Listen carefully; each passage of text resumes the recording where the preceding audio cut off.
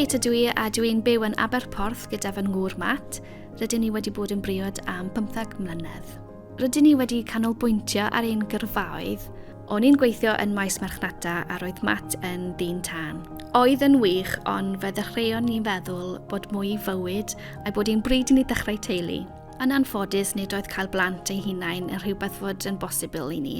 Rydyn ni'n lwcus i gael nithoedd a neiant a phlant bedydd sy'n nabod ni as Auntie Kate ac Uncle Matt, ond dydy hynny ddim yr union yr un fath. Fe fuom ni meddwl am fabwysiadau, am gyfnod ac yna am feithi. Un diwrnod tua 3 blynedd yn ôl, o'n ni yn yr wyl fwyd yn Mae Ceredigion. Gwelon ni stondin am feithi a chymerau staflen. Y fwyaf wnaethom ni ddysgu am feithi, y mwyaf o'n i'n sylweddoli am dyma'r dewis cywir i ni.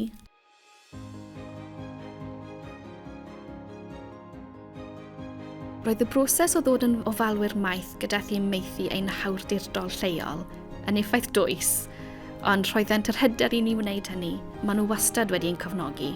Dwi'n meddwl byddai byth anghofio'r diwrnod pan wnaethon ni weld os byddwn ni'n cael eu cymeradwy yna peidio. Roeddwn ni yn gyffroes ac yn nerfus ar yr un pryd. Doeddwn ni ddim yn gwybod pa gyfeiriad byddai bywyd yn mynd.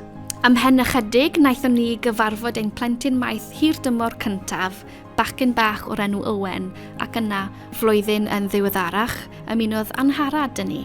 Rwy'n gallu cofio'r diwrnod y cerddodd y ddau ohonyn nhw drwy'r drws am y tro cyntaf. Roedden nhw mor orfnus. Roedd y ddau yn dod o cartref ansefydlog heb fawr o drefn.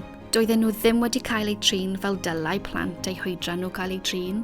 Rwyf mor falch ei bod wedi dod atom. Mae'n wych gweld y gwahaniaeth rydym ni wedi wneud i'w bywydau.